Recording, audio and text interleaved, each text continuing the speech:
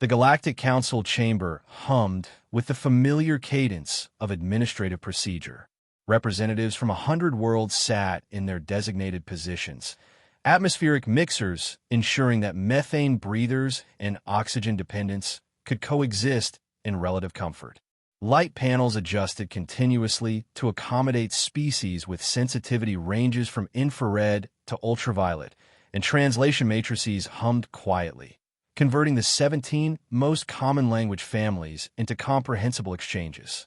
Grand Admiral Zyler, a veteran of both military campaigns and diplomatic missions spanning 8 decades, watched the proceedings with practiced patience. His 4 eyes, the larger set focused on the holographic displays, the smaller pair monitoring the subtle body language of the delegates, barely blinked as Counselor Emintoth droned on about resource allocation disputes in the Cygnus Arm. The motion to establish a joint arbitration committee will be put to general vote next cycle, announced the session moderator, a gaseous entity contained within an ornate hovering vessel. Now, regarding the proposed amendments to long-range scanner protocols. The chamber's central communication array emitted a harsh tone that cut through all 17 translation channels simultaneously. The moderator's containment vessel rippled with distress. Priority alert from Perimeter Defense Command, announced an automated voice. Security Chief Forlag, a stocky quadruped whose species evolved on a high-gravity world, immediately activated his command console. His thick fingers moved with surprising delicacy across the interface.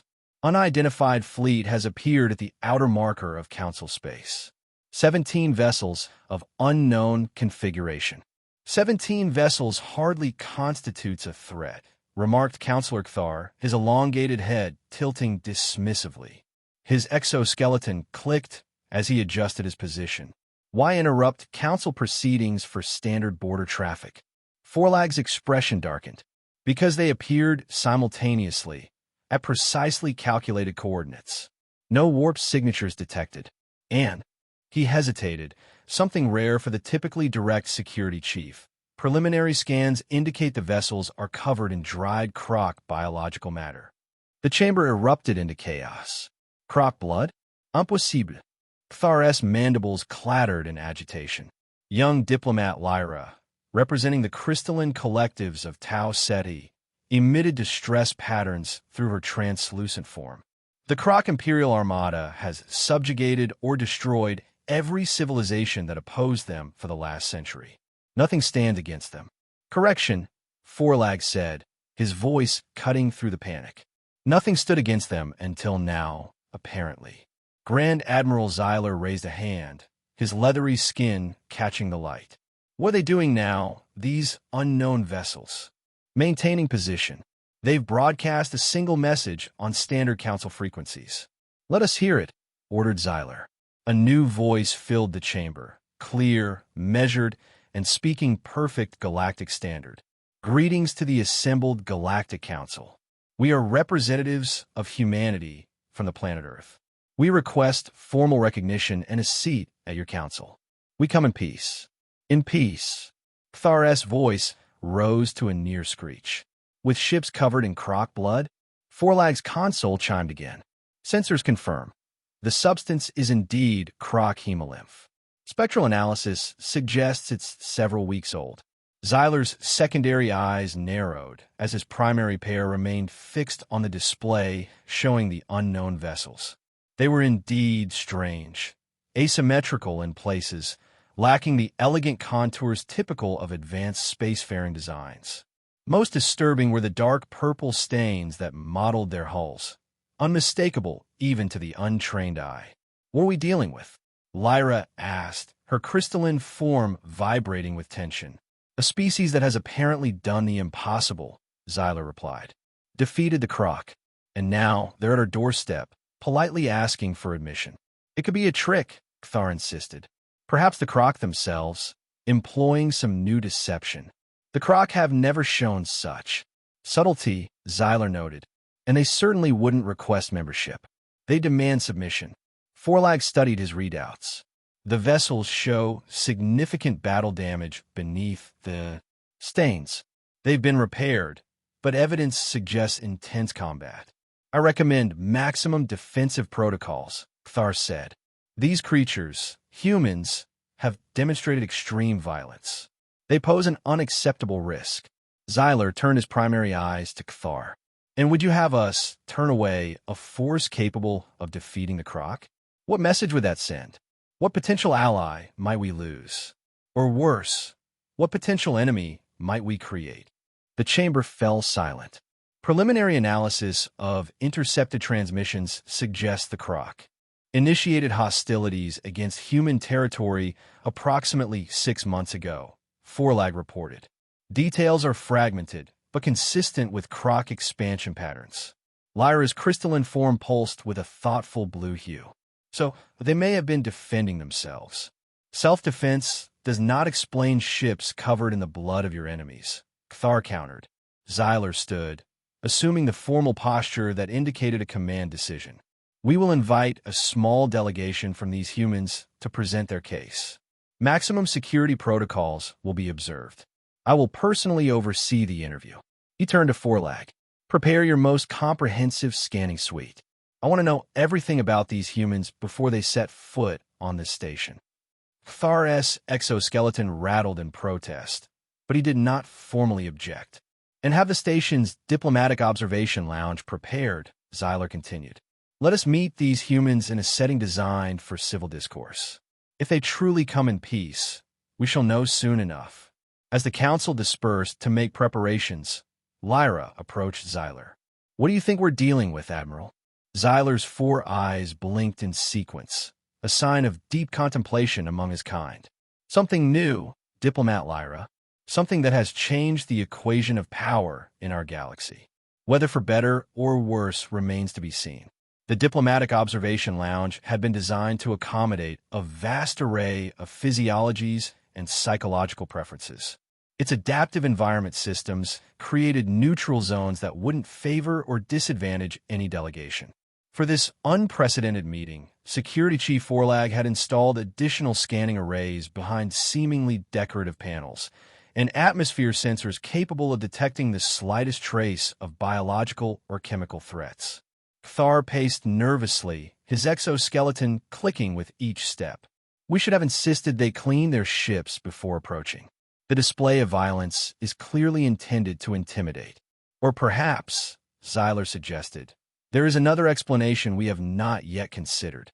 Let's reserve judgment until we've heard from them directly.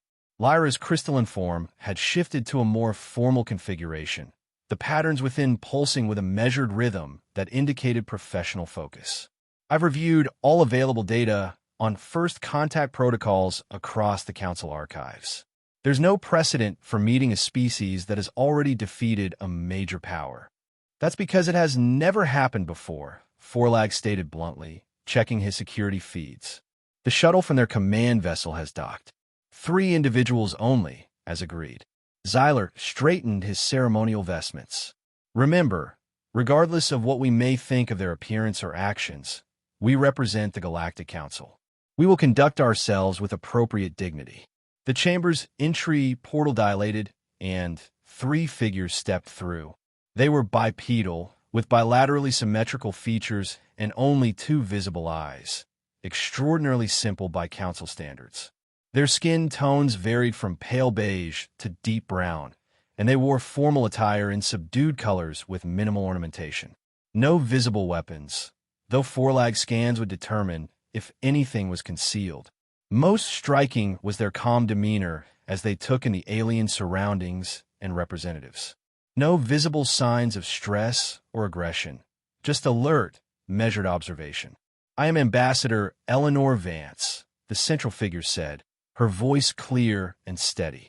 On behalf of the United Earth government and its colonies, I thank you for this audience. She gestured to her left. General Marcus Cole, representing our defense forces. Then to her right, Dr. Eris Thorne, our chief xenobiologist and cultural liaison. Xyler stepped forward. I am Grand Admiral Xyler, acting as primary representative of the Galactic Council for this meeting. My colleagues are Security Chief Forlag, Counselor Cthar, and Diplomat Lyra. A prestigious, welcoming committee, Ambassador Vance noted with a slight incline of her head. We understand the unusual circumstances of our arrival may have caused concern. We are prepared to address any questions you may have. Thar's patience evidently exhausted, he stepped forward. Let us dispense with pleasantries. Your vessels are covered in the blood of the Croc Imperial Armada. Explain. If the ambassador was offended by the directness, she showed no sign. Approximately 6 standard months ago, Croc vessels entered our solar system without warning or communication. They attacked our outpost on Mars, our 4th planet, and broadcasted the execution of the scientists stationed there.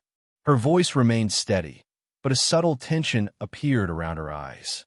When we attempted to establish communication to negotiate, they responded with further attacks. General Cole spoke next, his voice deeper, and bearing a quality that Xyler recognized across species, the measured tone of a career military officer. The Croc appeared to operate under the assumption that our technological level would make us easy prey. They were mistaken. We mobilized our defense fleet, the general continued, and engaged their forces at the edge of our system. When they retreated, we pursued. Our intelligence suggested they would simply regroup and return with greater numbers. So we made the difficult decision to follow them back to their staging area. You pursued them to their own territory? Lyra's crystalline form flickered with surprise. Yes, Cole confirmed without hesitation. We offered terms of surrender 7 times during the campaign. They responded by executing more prisoners. Ambassador Vance interjected.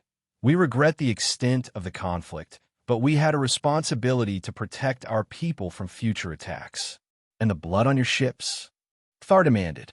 A barbaric display of your victory? At this, Dr. Thorne spoke for the first time. Actually, that's a matter of unfortunate biochemistry. The scientist's voice carried the slightly distracted quality of a specialist forced to explain basic concepts. Croc hemolymph contains high concentrations of a compound similar to what we call porphyrin. It bonds aggressively with the alloys in our hull plating. We've tried various cleaning methods, but complete removal damages our defensive systems. The stains are an annoyance, not a trophy. Forlag made a subtle gesture toward Xyler, indicating his scanners confirmed the explanation was scientifically sound. Thar, however, was not satisfied. Your defense involved invading Croc territory and engaging in ship-to-ship combat? Pursued them across multiple systems? This is not mere self-defense. General Cole's expression hardened slightly. Counselor, with respect, the Croc demonstrated their intentions clearly. They attacked without provocation, refused all communication attempts, and executed non-combatants. Our intelligence on their previous campaigns indicated they never retreat permanently, only to gather greater forces. What the general means, Ambassador Vance added smoothly, is that we faced an existential threat. We chose to end that threat decisively, rather than allow repeated attacks on our civilian populations. Your methods? Forlag asked directly. Primarily boarding actions, Cole replied, causing visible shock among the council representatives. The Croc rely heavily on honor-based combat doctrines. They expect enemies to fight according to similar principles, ship against ship, fleet maneuvers, targeting command structures. We don't adhere to those limitations. You sent your people onto their vessels? Thar's mandibles clicked rapidly in disbelief. Physically, yes. Special operations teams deployed directly onto their capital ships, bypassed their command structures, and neutralized their leadership. Simultaneously, our electronic warfare units disrupted their communication networks. The general's explanation was matter-of-fact, as if describing a routine operation rather than tactics that violated every established convention of space combat. Lyra's crystalline form had darkened with distress. You engaged in hand-to-hand combat in space. When necessary, Cole confirmed. The Croc were unprepared for such tactics. Their internal security was minimal. They considered direct boarding to be dishonorable. It is, Thar exclaimed. All civilized species recognize the conventions of space warfare.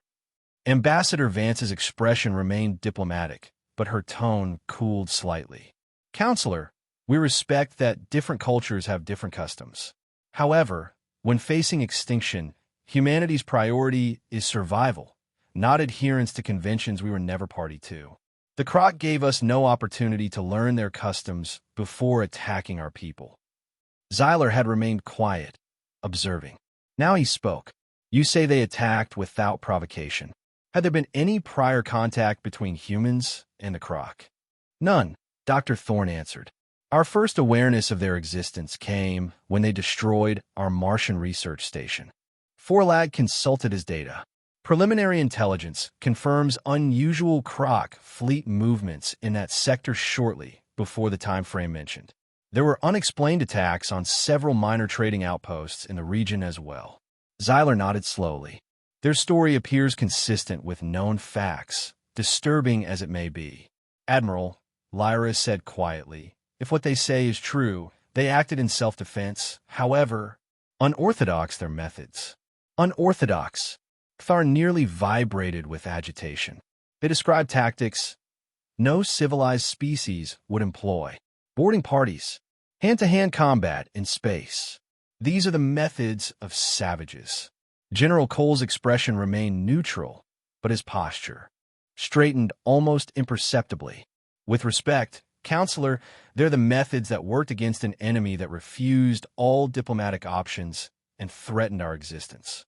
A tense silence filled the chamber. I believe we have much to consider, Xyler finally said. Ambassador Vance, we would ask that you and your colleagues retire to the accommodation quarters we have prepared while the Council discusses this matter further.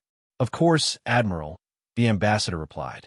We understand this is an unprecedented situation for all involved. We appreciate your willingness to hear our account.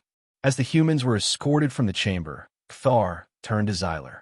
You cannot possibly be considering their admission. They've demonstrated barbaric tendencies beyond anything the Council has encountered. What I am considering, Xyler replied evenly, is that we are dealing with a species that confronted the greatest military power in known space, a power that has terrorized countless worlds, including several Council members, and not only survived but prevailed.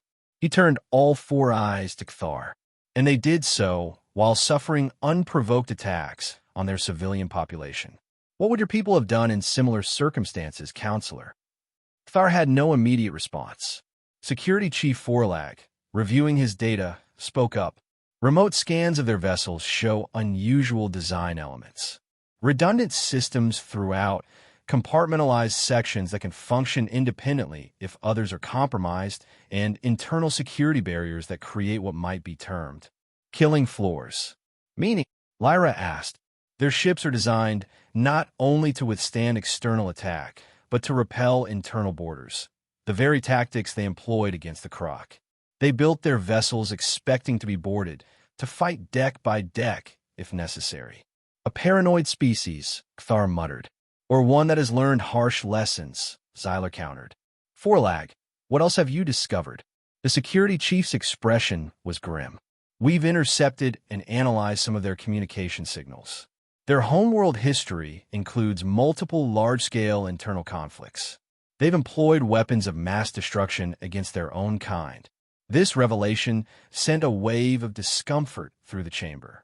A species that would use such weapons on their own kind, Thar began, would have even fewer reservations about using them on others, Lyra finished, her crystalline form pulsing with concern.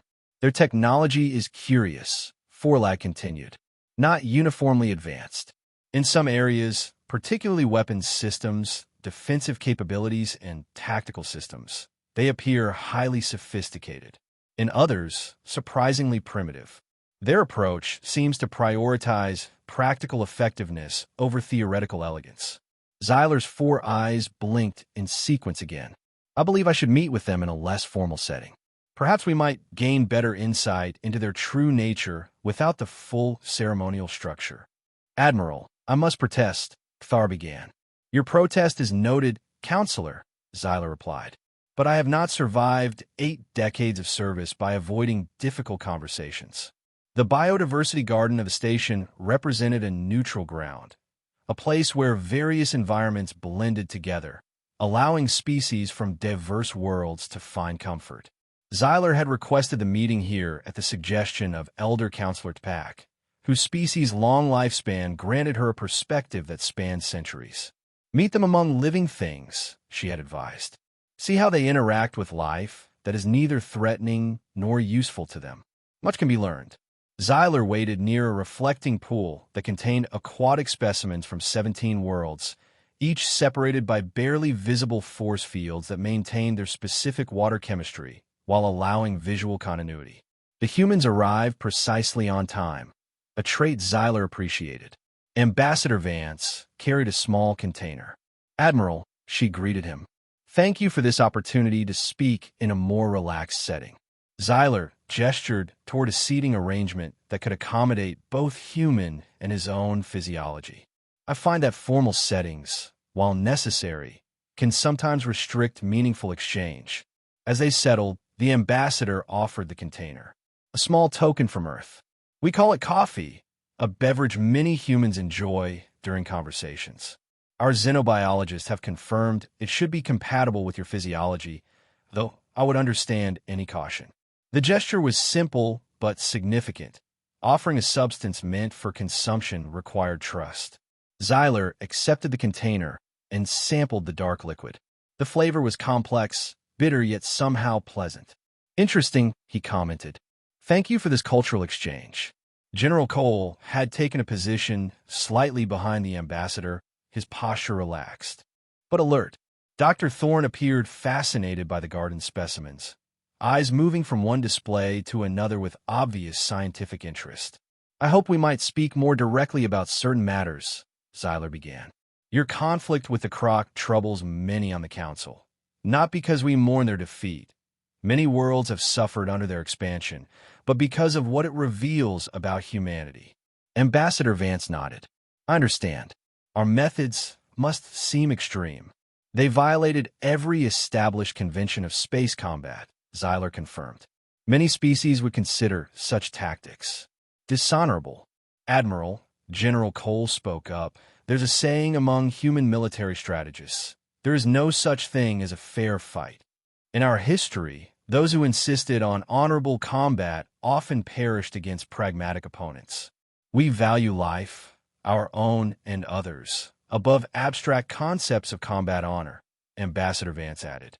"When faced with an existential threat, especially one targeting our civilian population, we employ whatever methods will end the conflict decisively while minimizing our casualties, even if those methods involve sending your people into extraordinary danger." Xyler asked, thinking of the boarding parties.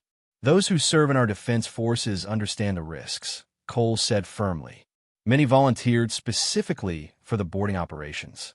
They chose to place themselves at risk to protect their families, their homeworld." Xyler's secondary eyes narrowed slightly. "You speak of choice, but many species would consider such tactics barbaric regardless of volunteer status." "Perhaps," Dr. Thorne interjected, "there's a philosophical difference at work. Many human cultures have a concept we call the just war. The idea that while violence is regrettable, there are circumstances where it becomes necessary. In such situations, the moral imperative shifts from avoiding violence to ending the conflict as quickly and decisively as possible." "And who determines when such circumstances exist?" Xyler challenged. "In our case, the Croc made that determination when they executed our scientists and refused all communication," Ambassador Vance replied without hesitation. The conversation paused as a maintenance drone floated through, adjusting the environmental settings of a nearby exhibition. "I should mention," Cole said after the drone departed, "that humanity has been aware for some time that we're not alone in the galaxy. Various council species have been observing our system for decades." This revelation surprised Xyler. "You knew of our existence?" "We detected observation platforms and occasional probes," Dr. Thorne explained. "We chose not to confront these observers, as they took no hostile action. We were preparing for eventual diplomatic contact when the Croc attacked. Your policy was non-confrontation despite knowing you were being monitored. This cast humanity in a somewhat different light. We understood the caution, Ambassador Vance said. A new spacefaring species represents an unknown factor. Observation is a rational response. Before Xyler could pursue this line of thought, his communication device signaled an urgent alert. "Excuse me," he said, moving slightly away to receive the message. The news was concerning. A research vessel from the ZYK Collective, a recently admitted and technologically modest council member, had reported being attacked by what appeared to be a remnant Croc patrol in the Antares sector. The vessel was damaged and requesting assistance. Xyler returned to the humans, his expression grave. "A situation has developed that requires council attention. We must postpone our discussion." "Of course," Ambassador Vance replied. "Is there anything we might assist with?" Xyler hesitated, then decided transparency might yield insightful reactions. "A research vessel belonging to a council member is under attack, likely by Croc remnants." The humans exchanged glances that Xyler couldn't fully interpret. "What response is the council mounting?" General Cole asked. "The matter is being discussed," Xyler replied, aware that the bureaucratic process would likely delay any effective response. The nearest council patrol was hours away, and deployment required approval from 3 separate committees. "Admiral," Ambassador Vance said carefully, "if innocent lives are at risk, humanity would be willing to offer assistance." The offer was both unexpected and enlightening. "You would intervene on behalf of a species you've never met." "Yes," she answered simply, "if you would accept our help." An emergency session of the council had been hastily convened, but the familiar pattern was emerging. Kthar advocating caution and proper procedures, others demanding immediate action, bureaucratic requirements creating paralysis. "The nearest patrol can be diverted," Forlag was explaining, "but authorization requires signatures from the Defense Committee, which is currently in recess for the luminous reflection period." "While we debate," Lyra said with obvious frustration, "the ZYK vessel's situation worsens. Their last transmission reported critical damage to life support systems." The chamber doors opened, and a junior aide rushed in, approaching Xyler with obvious anxiety. "Admiral, the human vessels, 3 of them have broken formation and are accelerating." "Toward what heading?" Xyler demanded. "The Antares sector," the aide replied. "They're on an intercept course with the ZYK research vessel's position." The council erupted in fresh chaos. "They're taking military action without authorization," Kthar exclaimed. "This proves they cannot be trusted." Xyler activated the central communication array. "Open a channel to the human delegation." Ambassador Vance's face appeared on the main display. "Admiral Xyler, I apologize for the unilateral action. General Cole has deployed a rapid response detachment to assist the ZYK vessel. We calculated that waiting for full council approval would likely result in casualties." "This action violates council protocols," Kthar interjected. "Military operations in council space require prior authorization." The ambassador's expression remained composed.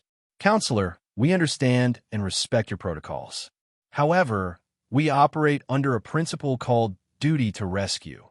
When lives are in immediate danger, the moral obligation to help outweighs procedural requirements.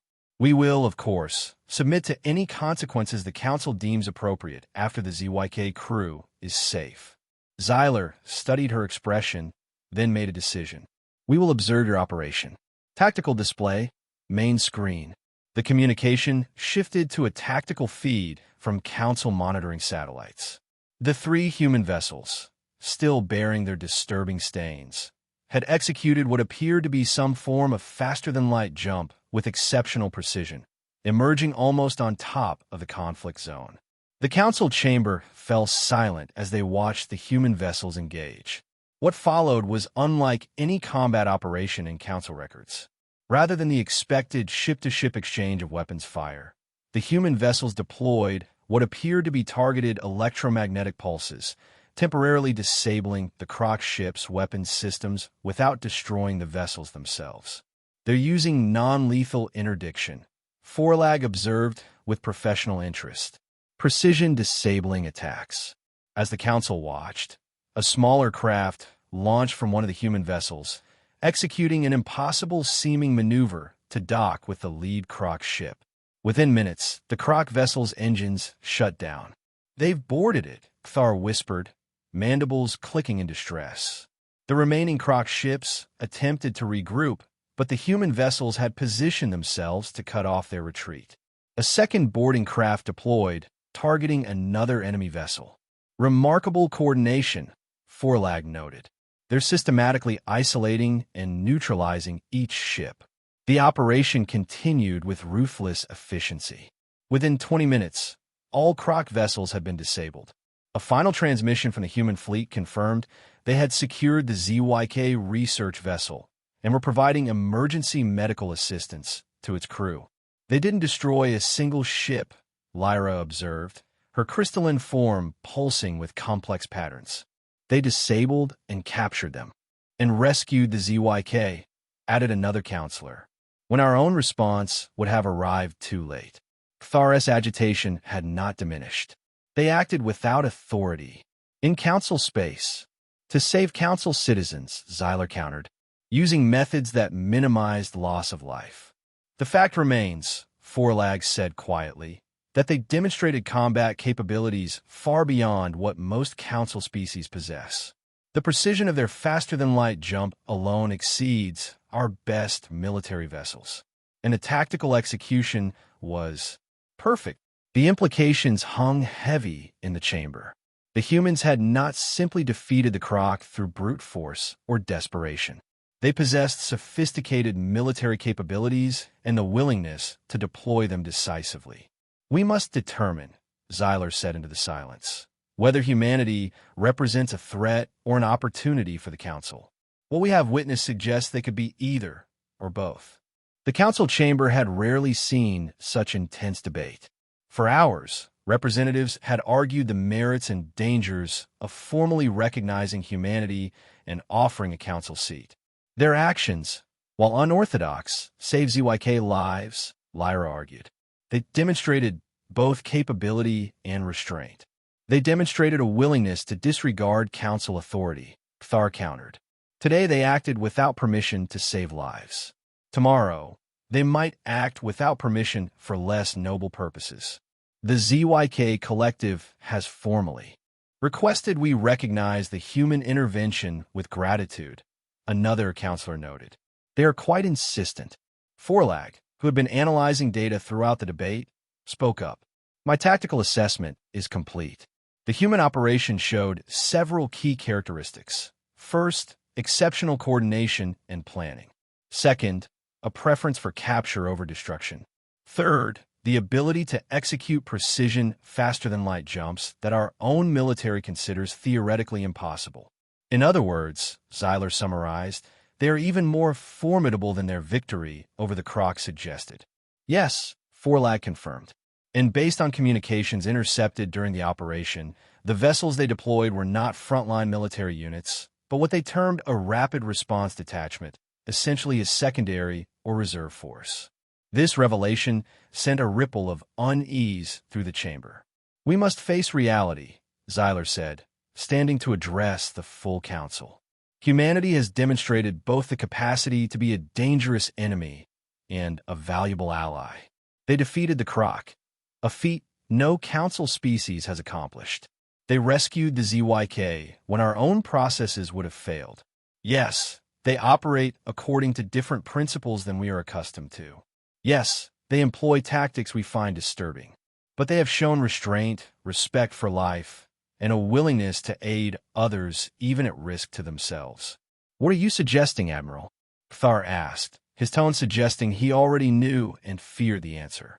"I am suggesting that the pragmatic course, indeed, the only rational course, is to formally recognize humanity and offer them membership, albeit with appropriate oversight provisions. Better to have them as allies than potential adversaries." The vote was not unanimous, but it was decisive. The Council would formally recognize the United Earth Government and invite humanity to join as a probationary member. As the session concluded, Xyler approached the human delegation who had been invited to hear the decision. "Ambassador Vance, on behalf of the Galactic Council, I am pleased to inform you that your request for recognition has been approved. Humanity is formally acknowledged as a sovereign power and invited to join the Council as a probationary member. Thank you, Admiral, the ambassador replied with a slight bow. Humanity is honored by this decision. We look forward to peaceful cooperation and cultural exchange. There will, of course, be certain oversight provisions during the probationary period, Zyler continued. Exchange of ambassadors, establishment of secure communication channels, limited scientific cooperation to begin with. Of course, Ambassador Vance agreed. All reasonable precautions. General Cole stepped forward. Admiral, in light of recent events, perhaps we might also discuss mutual defense arrangements. The Croc remnants may continue to pose a threat to Council members unaccustomed to dealing with such aggressive forces. Zyler considered this. A joint defense protocol might indeed be beneficial, particularly for our more vulnerable members. We can arrange formal discussions on the matter. As the details were finalized and the ceremony concluded, the human delegation prepared to return to their fleet. Most of their vessels would depart, leaving only a small contingent to establish the new embassy and communication links. Before they left, Zyler found himself in a quiet moment with Dr. Thorne, who had been examining a display of the station's stellar cartography. Your species has traveled far in a short time, Zyler observed. From a single world to defeating the Croc in what must be, evolutionarily speaking, the blink of an eye. Dr. Thorne smiled slightly. Necessity has always been a powerful motivator for humans, Admiral. Those vessels, Zyler said carefully, the ones bearing the unfortunate stains. What classification do they hold in your fleet? The scientist's expression remained neutral, but something flickered in the eyes. They're designated as System Defense Patrol vessels. Secondary response units, primarily. Secondary? Zyler's 4 eyes blinked in rapid succession. Yes, Dr. Thorne replied simply, offering no elaboration. The implication hung in the air between them. What humanity had shown, the force that had defeated the Croc and intervened with surgical precision to save the ZYK, represented not their primary military capability, but a secondary echelon. From the great viewing port of the Council station, Zyler, Lyra, and several other representatives watched as the majority of the human fleet departed. The blood-stained ships moved with precision, then vanished in sequence as they engaged their faster-than-light drives. Do you believe we've made the right decision, Admiral? Lyra asked, her crystalline form casting prismatic patterns on the deck. I believe we've made the only decision we could. Zyler replied. Whether it proves right or wrong will depend on many factors, not least what kind of neighbors humanity chooses to be. They are so contradictory, Lyra observed, capable of both remarkable violence and selfless intervention, building ships designed for killing, yet using them to save lives. Perhaps that is the nature of any species that evolves on a challenging world, Zyler suggested. They learn to fight fiercely when threatened, but also to cooperate when cooperation serves survival. As the last human ship disappeared from normal space, Zyler couldn't help but feel that the galaxy had fundamentally changed. The old order, where the Council managed diplomatic affairs while living under the shadow of Croc aggression, had ended. A new era had begun, one in which humanity would play a significant role. Whether that role would be primarily as protectors or conquerors remained to be seen. The blood-stained ships had departed, but the questions they raised would linger for generations to come. Throughout the Galactic Council, species that had lived in fear of the Croc now processed a new reality. There was a force capable of defeating their tormentors. A force that had offered alliance rather than conquest. A force that operated by different rules, with different values, and apparently boundless determination. In the weeks that followed, ambassadorial teams were established on both sides. Human representatives began learning the intricacies of Council protocol, while Council observers were granted limited access to Earth and its colonies. Trade negotiations commenced cautiously, with each side carefully controlling what technologies were shared. The ZYK, whose research team had been rescued by human intervention, became vocal advocates for their new allies. Several other species who had suffered under Croc expansion similarly welcomed humanity's presence. Others, including Kthar's people, maintained a wary distance, establishing only minimal diplomatic contact. Security Chief Forlag had established a special analytical division focused solely on human capabilities. They are remarkably open about some aspects of their civilization, he reported to Xyler during a private briefing, while keeping others carefully hidden. Their propensity for internal conflict seems to have driven rapid technological development in certain areas. They appear to view conflict as inevitable, Xyler observed. Their history is filled with wars, yet also with periods of cooperation and advancement. Their psychology is complex, Forlag agreed. They can shift from cooperation to aggression with surprising speed. Yet the aggression appears rarely random, usually triggered by perceived threats. Lyra, whose natural analytical capabilities made her an ideal liaison, had immersed herself in human literature and art. There's a duality to them, she explained during a council assessment session. They create beautiful works expressing peace and harmony, while simultaneously developing increasingly efficient ways to destroy each other. They seem almost resigned to this contradiction within themselves. As diplomatic relations stabilized, joint security patrols were established in regions previously terrorized by the Croc. The pattern was consistent. Council vessels handled diplomatic contacts and scientific missions, while human ships took point position when potential threats emerged. The arrangement proved remarkably effective. On the first anniversary of humanity's arrival at the Council, a small ceremony commemorated the formal transition from probationary to provisional membership status. Ambassador Vance, now a familiar figure in Council proceedings, expressed humanity's commitment to peaceful cooperation while acknowledging the cultural gaps that remained. We come from different worlds with different evolutionary paths and historical experiences, she told the assembled representatives. What appears barbaric to one species may seem necessary to another. What seems inefficient to some may represent cherished tradition to others. Our differences need not divide us if we approach them with mutual respect and open communication. Kthar, who had reluctantly accepted humanity's continued presence, still maintained his cautious stance. They have behaved themselves so far, he admitted privately to Xyler. But I fear we have invited a predator species into our midst. One day, when their interests no longer align with Council policy, we may discover the true cost of this alliance. Xyler couldn't dismiss the concern entirely. Yet he had also witnessed the human response when a natural disaster struck a remote Council world. Their immediate mobilization of resources, their medical teams working tirelessly alongside Council relief efforts, asking nothing in return. The truth, he suspected, was that humanity was neither the savior some hoped for nor the destroyer others feared. They were simply another sentient species making their way in a complex galaxy, carrying both the capacity for great violence and great compassion. What made them unique was not these capacities themselves. Many species possess both, but rather the speed with which they could transition between them, and the pragmatic calculation that seemed to guide those transitions. In the observation lounge where he had first truly spoken with the humans, Xyler stood beside General Cole, who had returned for the anniversary ceremonies. Below them, a small human vessel was conducting a joint training exercise with Council security ships, demonstrating synchronized maneuvers with impressive precision. Your vessels no longer bear the Croc stains, Xyler observed. Cole nodded.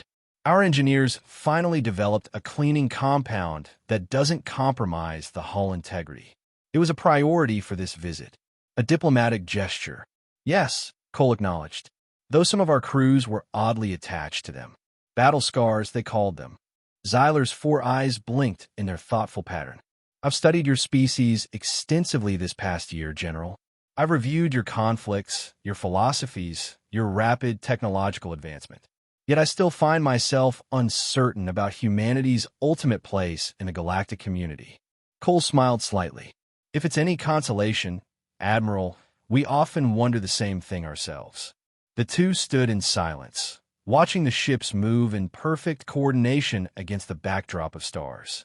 Potential allies, potential enemies. For now, cautious partners in an uncertain galaxy. The Croc threat had been neutralized, but other dangers lurked in the vast darkness between stars. The ancient order had been disrupted, and a new equilibrium had yet to fully establish itself. Whatever came next, the bloodstained ships had ensured that humanity would be part of it. The galaxy would never be the same again. Humanity had arrived.